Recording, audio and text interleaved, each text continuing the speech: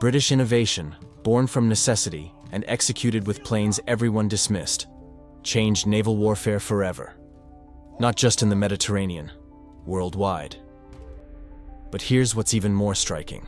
The ferry Swordfish, that museum piece that should have been retired before the war, was far from finished. Because while the experts said it needed replacing with faster, more modern aircraft, the Swordfish kept flying missions, and not just surviving, thriving.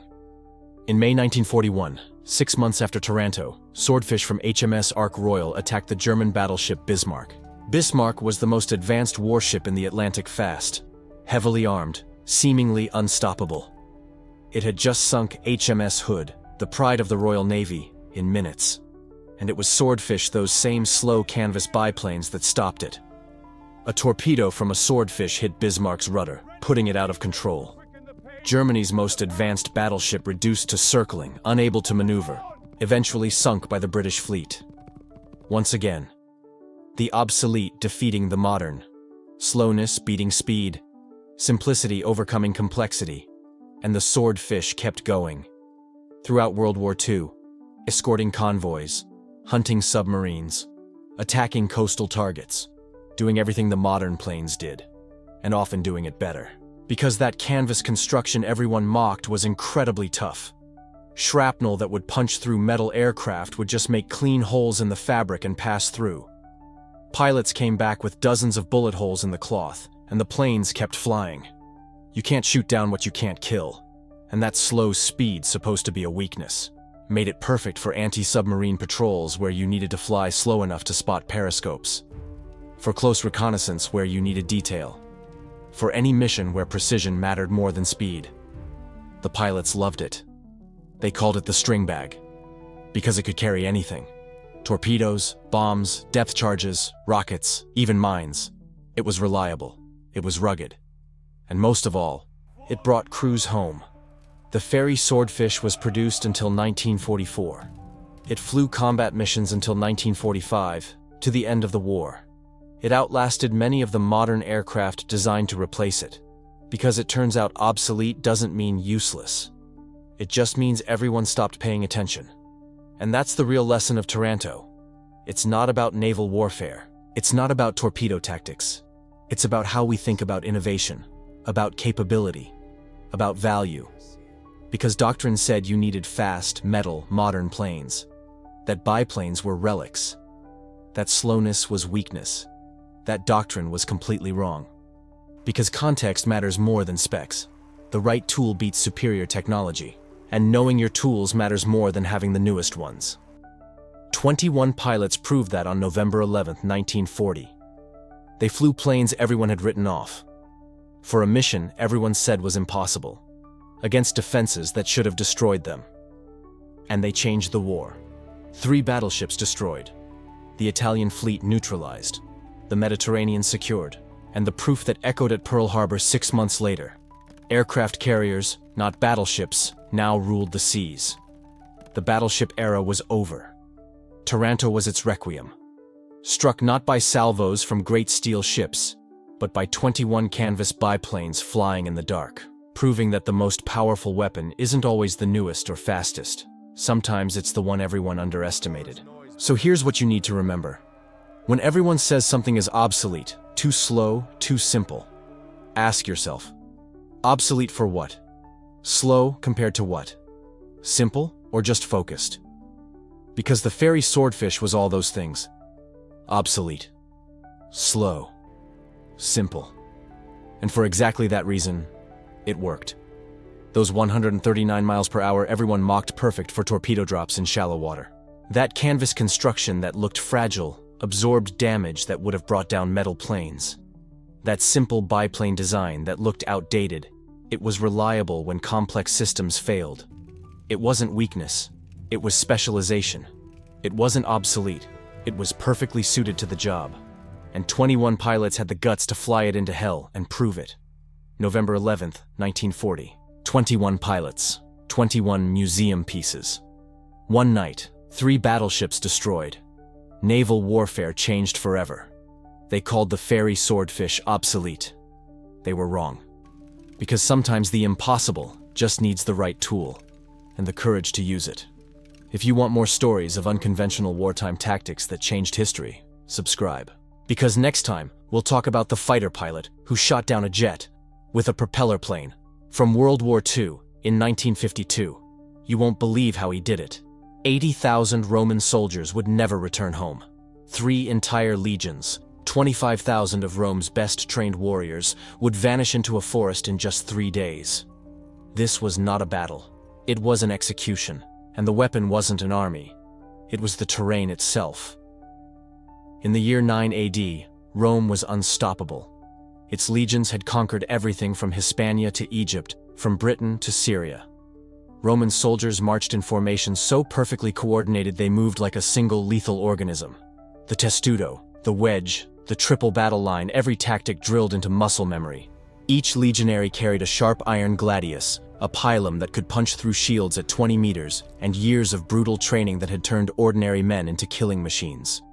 Against Rome, whole peoples bent the knee, kingdoms fell, cities were set aflame, and Germania would be next. But there was a problem. Germania was not Gaul. It was not Egypt. It was a vast expanse of dense forests, treacherous marshes, and decentralized tribes who knew every tree, every river, every hidden path of their land. Rome needed someone who could navigate that terrain, someone the Germans trusted, someone like Arminius. Arminius was born into Germanic nobility, the Cherushi tribe. But at 12, he was shipped off to Rome as a political hostage, a guarantee of peace between his people and the empire. Yet Rome didn't treat him like a prisoner. He was educated, trained, molded into a Roman officer. He learned Latin, mastered Roman military tactics, and led auxiliary troops in actual campaigns. To Rome, he was the ultimate success story, a civilized barbarian now fighting for the glory of the empire itself. But Arminius never forgot who he was, and when he was sent back to Germania as an advisor to Governor Publius Quinctilius Varus, he saw his chance. Varus was an experienced administrator, the type used to running pacified provinces. He'd served in Syria, collected taxes, maintained order. Now, in 9 AD, he commanded the 17th, 18th, and 19th legions in Germania, convinced the region was already locked down under Roman control. Tribes paid tribute. Local leaders showed up at assemblies. The Pax Romana seemed inevitable. Varus trusted Arminius completely. How could he not? Arminius spoke flawless Latin. He dressed Roman. He gave advice on tribal matters with surgical precision. He was the perfect intermediary between Rome and Germania. What Varus didn't realize was that Arminius was building a second bridge, one made of lies, meticulous preparation, and infinite patience. A bridge that would lead 3 Roman legions straight to hell. The Teutoburg forest was no battlefield. It was a death trap waiting to be sprung. Picture trees so thick they choke out sunlight even at noon. Narrow tracks where only 3 men could walk side by side. Mud that sucked boots down to the ankle. Marshes lurking under leaves and rotting logs. Visibility capped at maybe 20 meters. And silence oppressive, suffocating silence, broken only by the crack of twigs snapping under the weight of Roman armor. For Roman legions trained to fight in open fields where formations could unfold and dominate, this forest was a strategic nightmare. The testudo falls apart when you can't move in straight lines. Cavalry is dead weight with nowhere to charge. Throwing a pilum becomes a guessing game when the enemy is invisible until they're 5 meters away. And yet, Varus would march his legions right into that forest. Because Arminius told him there was a rebellion. It was late summer when a messenger galloped into Varus's camp with urgent news. Germanic tribes to the north had revolted. Roman settlements were under attack. Order needed restoration, fast. As a practical administrator, Varus knew that ignoring small rebellions was suicide. They'd metastasize into chaos. And Arminius, ever the obliging ally, offered the quickest route. The route cut through the Teutoburg forest. It was shorter, Arminius said. It would save days of marching. And he himself would go ahead with his auxiliary troops to ensure the trail was safe. Varus agreed. Of course he agreed. Arminius was his most trusted ally. The Germania was pacified, and 3 full Roman legions plus auxiliaries, 25,000 armed men, were more than enough to pulverize any tribal uprising. In early September of the year 9, the legions began to march. The army that entered that forest was a long, exposed column with no choice in the matter. Tracks were too narrow for anything else. Legionaries marched in 3s and 4s, strung out for miles. Supply wagons, civilians, soldiers' wives and children all packed into the line. Roman discipline held, but the actual battle formation had disintegrated into pure logistics. And Arminius was somewhere up ahead, patrolling the route. At first, nothing. The march was painfully slow, bogged down by mud and steady rain. But no attacks, no visible threat, just the forest, tightening around them, swallowing the sound of 20,000 men like they were phantoms. What the Romans didn't realize was that the forest was crawling with Germans. Thousands of warriors moved like shadows between the trees. Scattered in small groups, tucked behind fallen trunks, dug into ravines, stationed on invisible ridges. They didn't attack, not yet. They watched, waited, followed, because Arminius hadn't gone to patrol the route. He had gone to position his forces. The rebellion never existed. It was a trap, and Varus had just bitten it. As the legions pushed deeper in, the rain turned savage. The ground deteriorated into slop. Soldiers lost their footing in the mud. Wagons got stuck and needed entire squads to heave them loose. The column stretched even thinner, gaps yawning between units. Communication died. Shouted orders vanished into the roar of rain and howling wind. And then, somewhere ahead, something changed. Arminius had disappeared. His Germanic auxiliaries who'd been marching alongside the Romans as allies began peeling away. Some just disappeared into the trees. Others claimed they were scouting side routes. Varus either didn't notice or was too committed to stop now. The forest wasn't just terrain anymore. It was becoming a weapon. Every slope, every bottleneck, every felled tree had been deliberately positioned, prepared, transformed into part of a death corridor, stretching for miles. Arminius wasn't just orchestrating an ambush. He was conducting a carefully staged execution, purpose-built to turn Rome's greatest strength into its deadliest weakness. And as the legions kept marching, vulnerable, stretched out, surrounded by trees that hid thousands of hostile eyes, Arminius finally gave the order. But the forest hadn't finished revealing its horror yet, because Arminius hadn't just chosen a battlefield. He'd weaponized the terrain itself, and what was about to unfold wouldn't be a fight. It would be a coordinated slaughter across miles of killing ground, something Rome had never encountered before. 3 full Roman legions, 15,000 soldiers, snaked through the Teutoburg forest in a single column, stretching over 15 miles. An armored serpent of metal and leather so impossibly long that the front ranks couldn't even see the rear. Varus rode in the column's center, surrounded by his staff, debating routes and tactics to crush the supposed Germanic rebellion Arminius had flagged. He suspected nothing. Why would he? Arminius was his most trusted commander, a Roman citizen, a decorated auxiliary officer, a man who'd fought for Rome for years. But Arminius was no longer on Varus's side. On the first morning, he approached Varus with concern written across his face. "Let me go ahead with my warriors," he said. "We'll scout, find the best path, make sure the way is clear." Varus didn't hesitate. Of course he agreed. Arminius had always come through. Arminius left, and with him went Rome's last lifeline. Now the legions were utterly exposed, strung out in an endless line through a tightening corridor of trees. The track forced them narrower and narrower, especially at the Calcrease bottleneck, where steep hills on one side and swamp on the other left absolutely no room to maneuver. Trees reared up like prison walls. Visibility shrank to 20 meters or less. Roman soldiers marched in nerve-wracking silence, eyes locked on shadows, seeing nothing but trunks and undergrowth. The clank of their own armor drowned out every sound from the trees. That's when the forest struck. No warning, no trumpets, no organized formations, just feral screams and spears erupting from the shadows. Germanic warriors exploded from the undergrowth like summoned demons, slamming straight into the supply trains at the column's tail. They ignored the combat troops. They didn't try to meet the legions head-on. Instead, they hit the softest target. Wagons, tents, food, water supplies. Instant pandemonium. Horses shrieking, wagons splintering. Men scrambling to defend supplies while spears raked down from every angle. Then, just as suddenly, the attackers melted back into the forest. Gone. Invisible again. The Romans tried to respond. Officers screamed orders to form the testudo, the legendary shield formation that had saved Rome 1,000 times. But in this forest, it was worthless. Trees prevented movement. Soldiers couldn't form coherent lines because trunks and roots destroyed any attempt at discipline. They scattered into small clusters, which only made them easier prey. Arminius had choreographed every second. He knew exactly how Romans fought because he'd been trained by Rome himself. He knew the tactics, the formations, the breaking points, and now he was turning all that knowledge into a weapon against them. Arminius's strategy had 3 phases.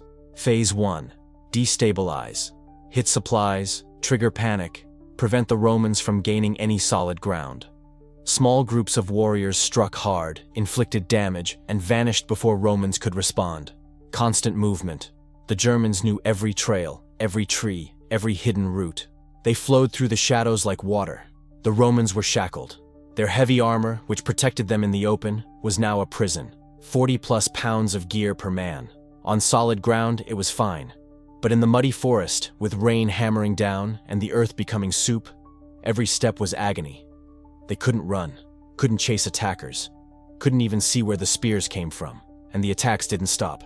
All through the first day, German warbands kept hammering the column. They targeted weak points, isolated soldiers, scattered groups, any section that looked exposed. Spears whizzed from the trees, stones rained down from elevated ground. War cries echoed through the forest, creating the illusion of countless attackers, when really just smaller groups were moving fast and hitting from multiple vectors. Psychological warfare. Arminius didn't need to destroy Rome in one big fight. He needed to grind them down, shatter their minds before crushing their bodies. When darkness fell, Varus ordered the legions to dig a defensive camp. But that too was sabotaged.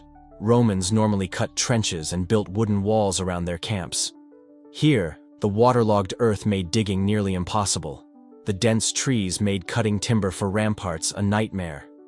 And the entire time they tried to build defenses, the Germans kept attacking. Nighttime raids, small groups crept to the camp's edge, hurled spears, screamed threats, then vanished into darkness. Romans couldn't sleep. Every shadow was an enemy. Every forest sound triggered panic. Exhaustion set in, not just physical but mental. The kind of fatigue that destroys morale, that makes soldiers wonder if they'll see dawn. Day 2. The situation deteriorated. The rain became torrential, turning the path into quicksand. Romans pushed forward desperately, trying to reach open ground where their tactics would work. But Arminius had anticipated that. He'd blocked every escape route. Strategically felled trees closed off paths. Hidden barricades forced detours that sucked the Romans deeper into the trap. The attacks escalated. Now the Germans grew bold. They stopped striking and retreating. They started surrounding entire sections of the column, isolating groups and butchering them before help arrived. The Roman formation, already shredded by the forest, disintegrated completely. Roman javelins, normally devastating, were worthless. You can't accurately throw when your target is invisible beyond 20 meters. Short Roman swords, designed for tight formation combat, were nearly useless in chaotic forest fighting. Germans had longer spears, axes, and intimate terrain knowledge. They attacked from above, behind, the sides, never head-on, never where Romans expected. Varus finally understood. This wasn't some local rebellion. This was a coordinated ambush, a calculated trap, and he was caught in the center. He convened his officers and made a desperate call.